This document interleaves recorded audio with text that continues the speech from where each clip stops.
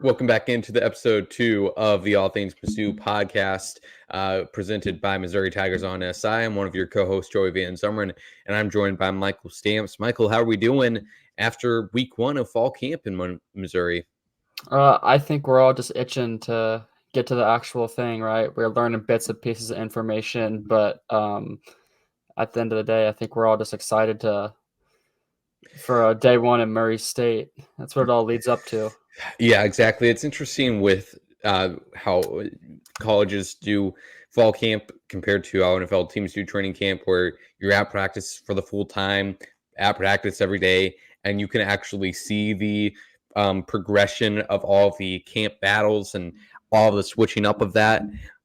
With college, with the limited access, and it's not just at Mizzou, but at every school, I would assume, we only get to see the individual drills, so it's difficult to really gauge much on how guys are performing, what guys are making big plays, the movement of the depth chart. Although I will say yesterday, at least in the individual drills, Joshua Manning was lining up with the wide receivers and the ones. I had that in my camp observations yesterday, mostly because Theo Weiss, he was participating in some drills, but then in actual route running, it was Manning paired up with Luther Burden, and then the second pair was Mookie Cooper along with Makai Miller. So we'll be talking about Manning's performance in the spring, and then as well how he's been doing in the fall. We heard from Coach Shrinkwitz about him. We'll be talking about some other early freshman standouts.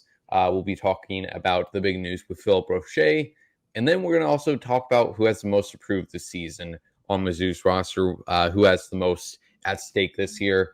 And then finally, we're going to round it up by talking about how some of Mizzou's rookie alumni are doing so far in NFL training camp. So first off, with Phillip Roche, like I mentioned, he was arrested this past Monday in Columbia for failing to appear in court on 3 separate warrants.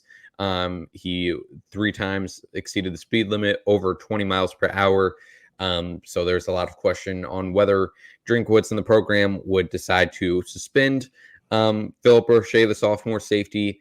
We heard from Coach Drinkwitz on it yesterday, and turns out Mizzou will not be suspending him, and the NCAA will not have any external punishment for Roche. It's just going to be internal discipline.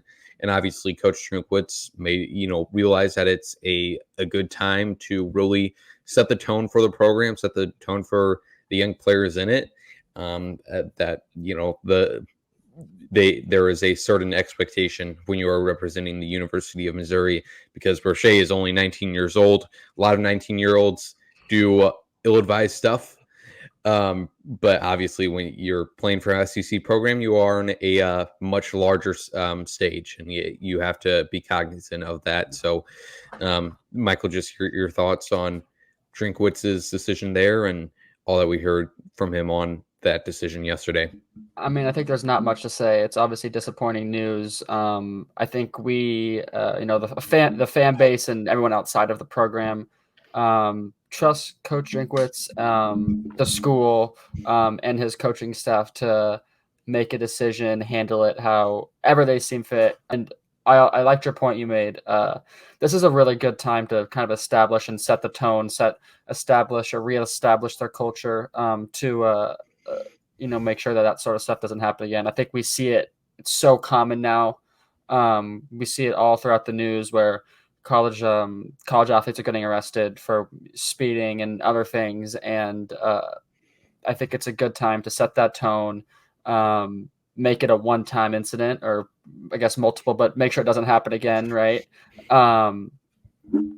Just to, kind of keep the players out of trouble. I think it's a good time to send that message.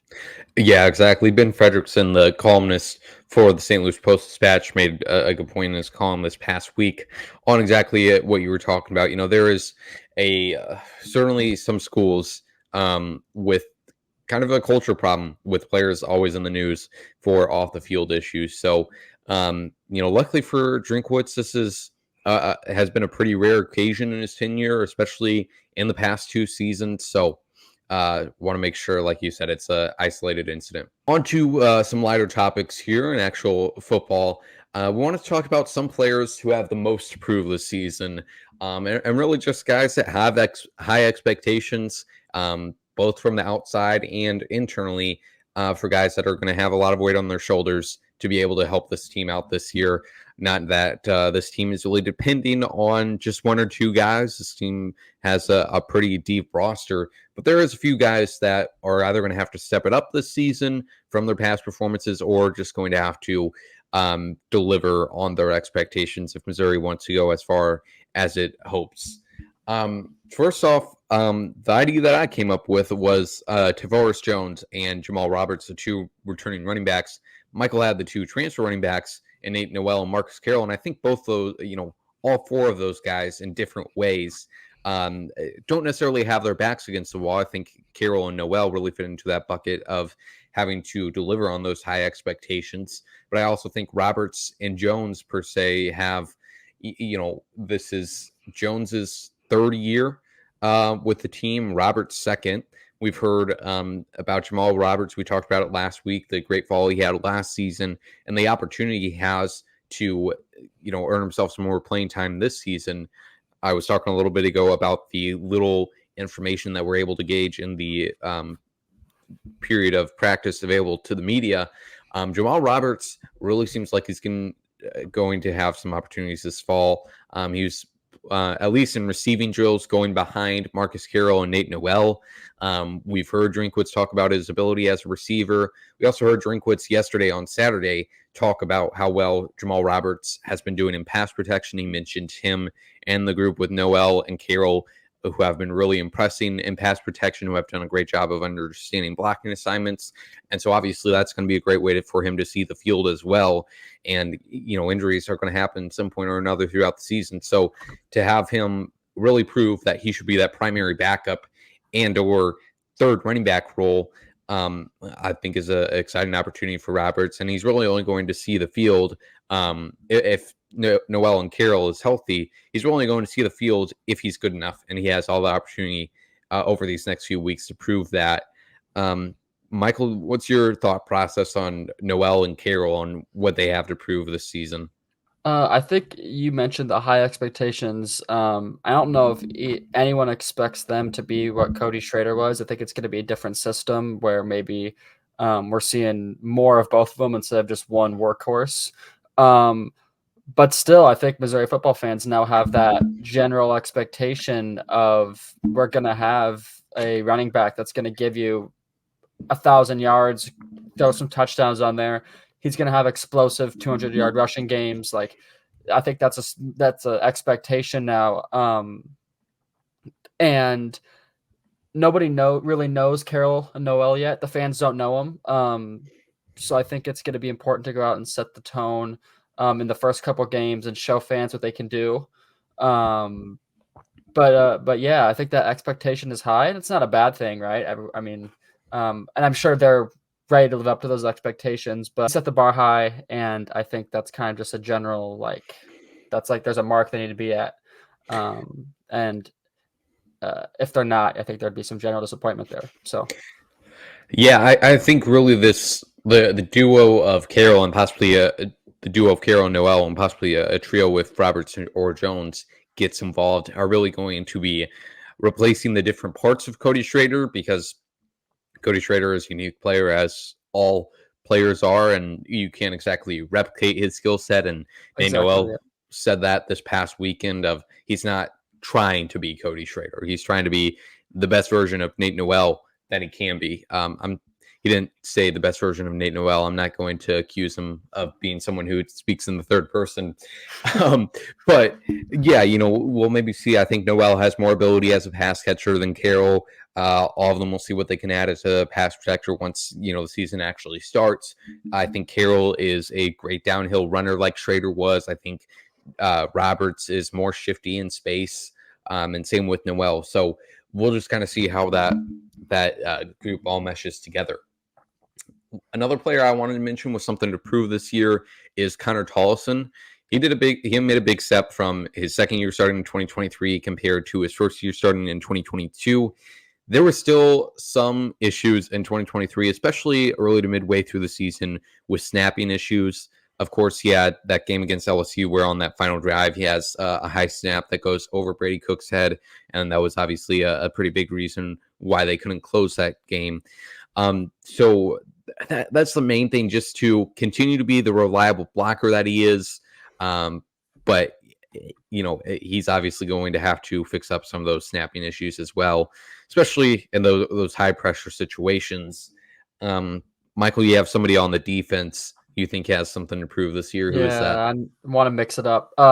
I mentioned Johnny Walker, and it's honestly the same reason that I listed Noel and Carroll. Now it's a little bit of a different situation. Obviously, he's been with the program. He's not a new guy, but he has some big shoes to fill. If you want to view him as not the replacement, but the next man up after the departure of Darius Robinson, definitely not a replacement. Very, very different skill sets. I think it's going to be important for him to kind of not fill that role, but or do it in his own way, I guess. Production wise and leadership wise, it is good that he knows the system. He has experience with the coaches and players on the team, so he's not new. Well respected, so that makes a big difference as well. Yeah, absolutely. I think one of the biggest things with Walker is just going to be his maturity, and we heard Darius Robinson, kind of took him under his shoulder last year. Johnny Walker, when we were just talking about that LSU game, got ejected from that LSU game for 2 unsportsmanlike penalties. I believe he had one in the Cotton Bowl as well. So just really cutting out some of that extracurricular activity. I think it's great to have an attitude guy that like Johnny Walker brings. Oh, for sure. Yeah. But yeah, I mean, he's going to be the primary pass rusher this season. Really saw him take some strides after in this past season, but are really going to be putting it all together for this past year. But I mean, he had 8.5 tackles for loss last year and 5 sacks. It's just going to have to continue to keep on growing as a pass rusher. And I do think, too, we could see his role change a little bit in Corey Batoon's system. You want to talk about one of the players who I don't think Batoon's system is going to change all that much in personnel usage, but I do think Johnny Walker, those edge guys, especially the athletic ones like Darius Smith as well, the transfer from Georgia, might be playing in that Joker role a little bit more. And again, without really being able to see these team sessions of practice, it's really difficult to tell what exactly are going to be the new wrinkles on Corey Batoon's defense before we get out there on Thursday, August 29th, when they take on Murray State. Yeah, one more thing. I actually might take back what I said a little bit. Production wise, it might not be the biggest deal, stats like sacks, tackles for loss, that sort of thing. I think it's going to be a big step for him to take a more of a leadership role. Yeah. With so many new guys on the defensive line, you look at a guy like Williams Nwaneri, who we all know he's talented, but he's going to have to kind of mold into the system, right? Having a guy like Johnny Walker, who's experienced, proven, I think it'll be important to kind of, he doesn't have to take him under his wing, but just be that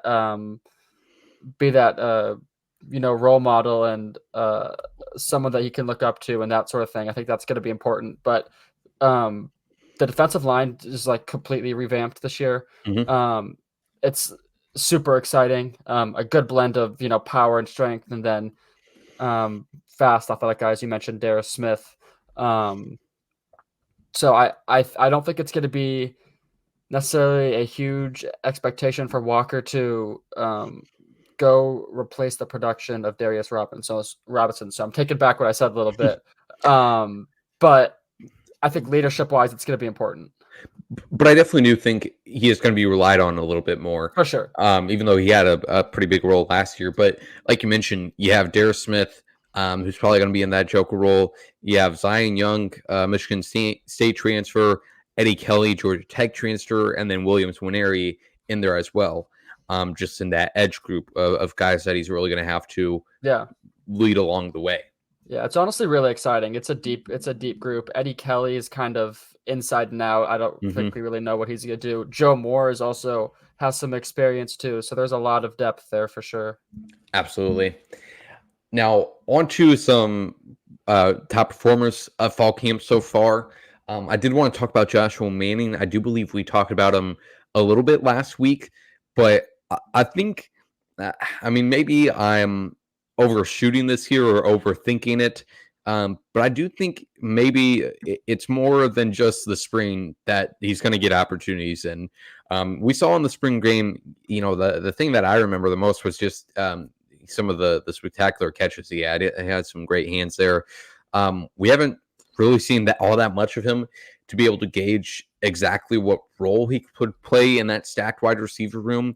But he is a returner. He is entering his sophomore year, and Courtney Crutchfield and James Madison as freshmen in there as well. That'll probably help, even though he only has 1 year of experience under his belt, help those guys along the way. So again, I think he's probably, just going off of the little that we've seen in the spring game and then at fall practice, probably going to play X receiver on the boundary.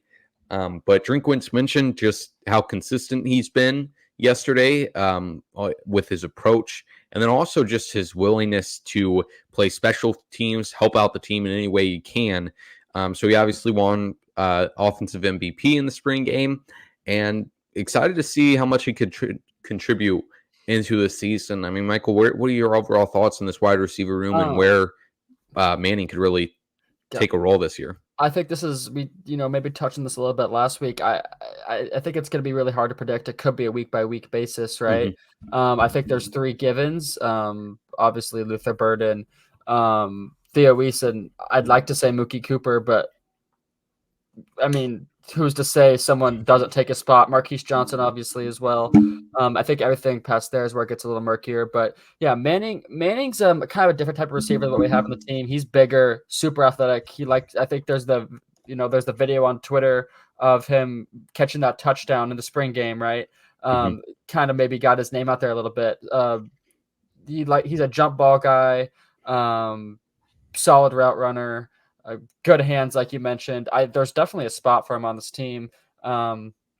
It's just who's to say who's going to have what spot come day one and on. There's just there's so much talent on the back end of our receiver room. It's honestly, I mean, it's not a bad problem to have, but it kind of stinks because there's guys you're going to want to see that are going to want to see the field that we might think deserve to see the field. That won't. Daniel Blood's one of those guys. You mentioned the two freshmen. I didn't mention Mekhi Miller, but he could be a guy who maybe either steps up or falls out just because there's so much talent. But Joshua Manning is definitely a breakout candidate this year. He's maybe been one of the best players, in this kind of preseason time. I'm really excited to see what he does. Yeah, I mean, you mentioned his size. He's 6'2", 199 pounds. Luther is a little heavier at 208, but he's 3 inches shorter than him.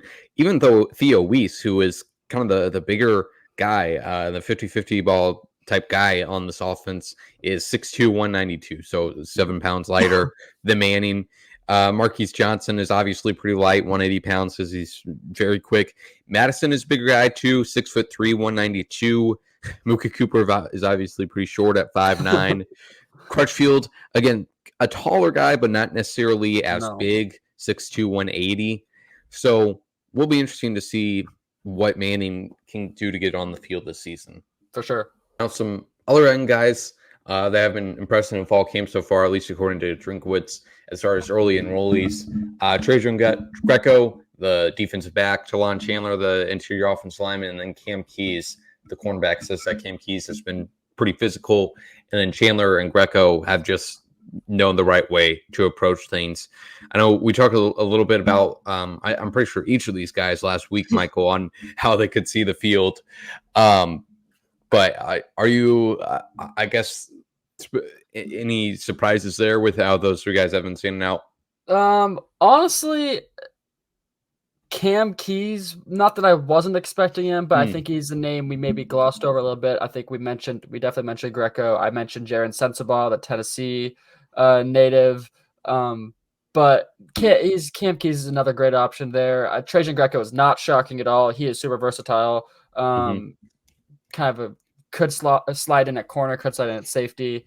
And then, Talon Chandler as well. Brandon Jones made a emphasis last weekend talking about finding that guy who's going to be your backup center, and it doesn't sound like they have their answer yet, but we keep hearing Chandler's name thrown around, so I think it's exciting that a young guy might get some opportunities, but I think a lot of guys are in the running for that spot. It sounds like a lot of guys are taking snaps at backup center too, so but yeah, definitely no surprises there at all.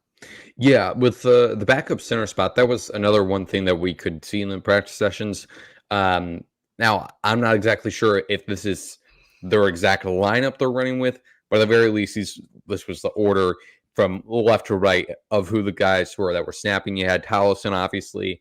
You had sophomore Jack McGarry, Talon Chandler, and then Tristan Wilson, the sophomore, as well. So, yeah, the offensive line competition, as any offensive line competitions at every spot, it is just so fluid.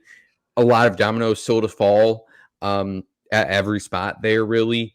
Not necessarily with the starting line besides left tackle. Maybe Javen Richardson will take that job from Marcus Bryant. But yeah, with the offensive line competition, a lot of dominoes fall. So it really is a great opportunity for Chandler and other young guys to earn their spot there. And then another thing with freshmen, I think we talked so much about it last week, but one thing that was brought to my attention just from Drinkwitz's press conference on Saturday is just the importance of contributing on special teams. We might have mentioned that, but he mentioned Manning as a guy that really, like I said, was able to and willing to contribute on special teams. Best way to see the field. Quentin Corpiel, our colleague, asked him about the punt returning spot and kick returner yesterday.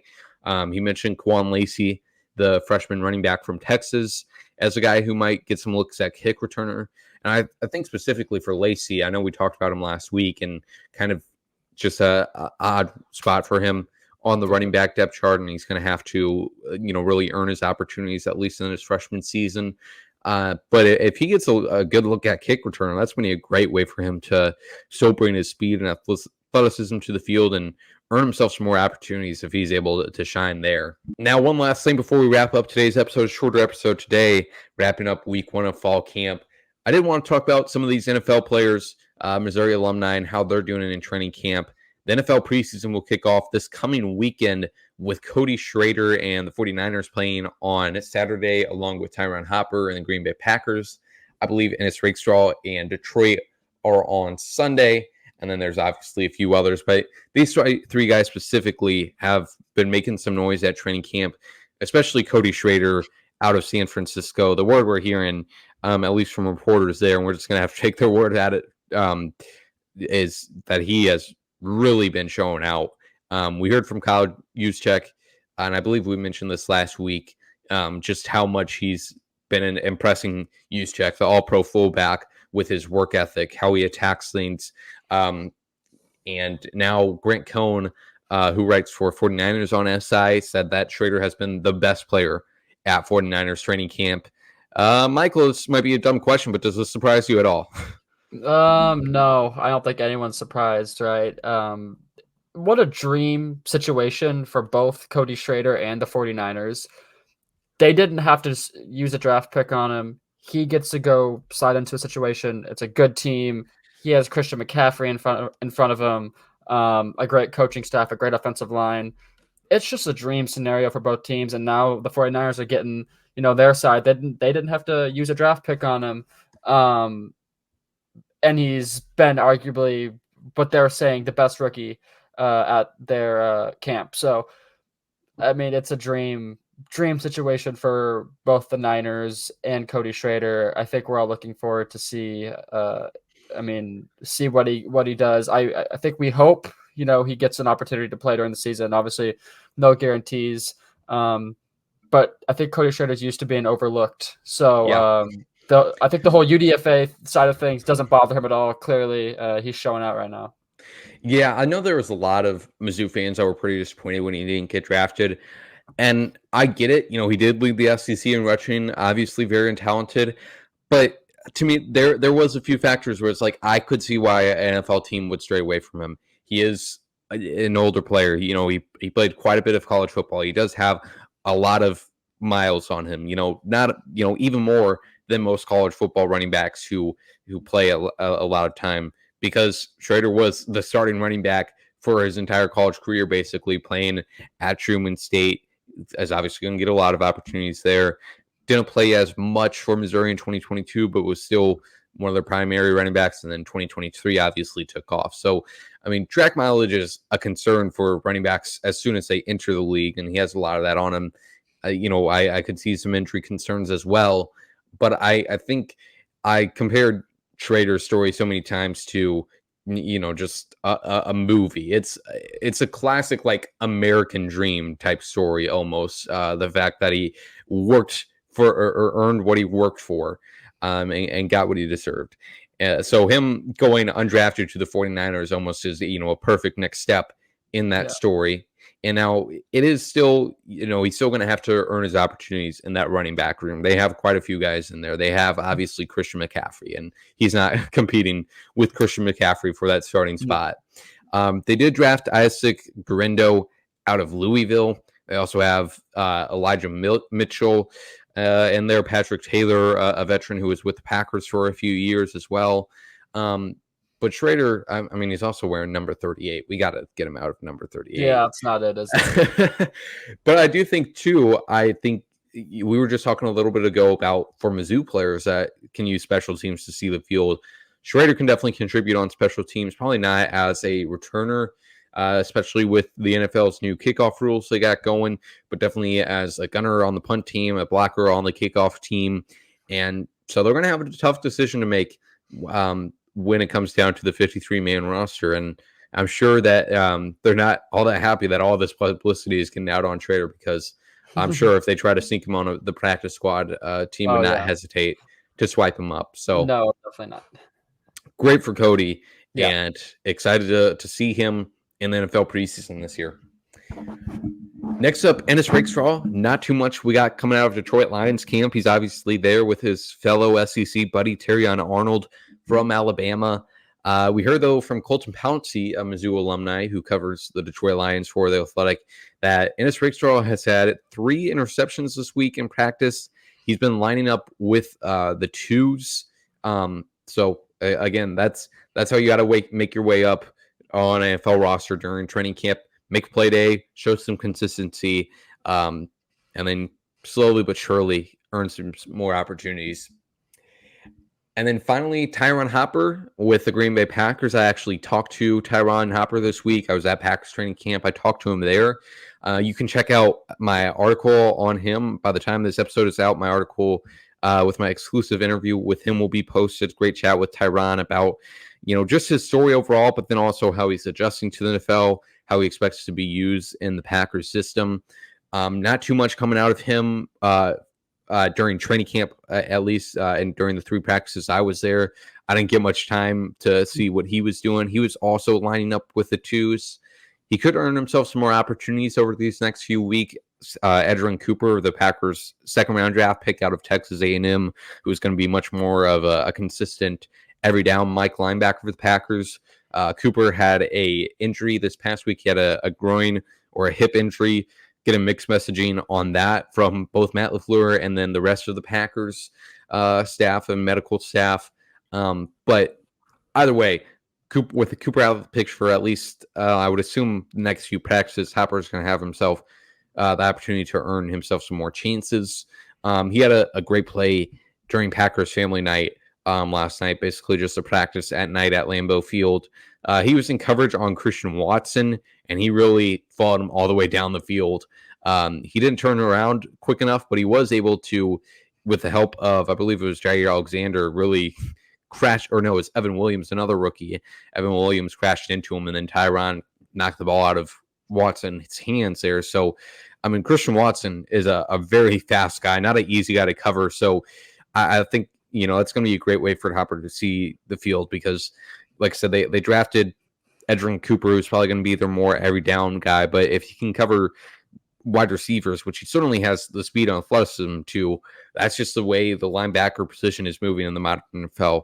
And we were just talking about the 49ers with Cody Schrader. They have obviously Fred Warner and then Drake Greenlaw, 2 guys who can do that. And I'm pretty sure that's the type of guy the Packers are looking for in Hopper. Sure.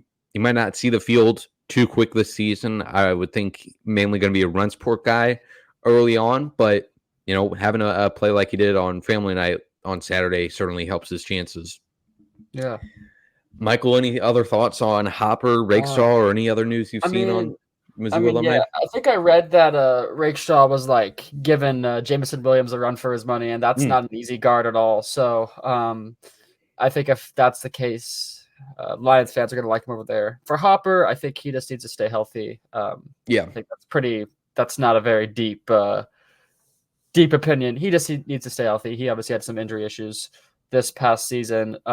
So if he can stay healthy, I think he'll be able to prove himself in Green Bay. Absolutely. And then Darius Robinson as well. I mean, there was one play that came out of Cardinals training camp a few days ago where he just blows up a run. I think they had I'm looking at it now. Okay, I thought they had a tight end going up against him. That would be an ill-advised move, but excited to see Darius Robinson. I'm sure he'll get some playing time in the preseason, but would not be surprised if he makes a movement in the regular season pretty quickly. But I think that's all we got for you today. Any final thoughts, Michael? I don't think so. I again, we're inching closer and closer to the season. Only a couple more weeks. That's when the good stuff starts. This is all just chatter, very limited information, but a couple weeks and it's go time.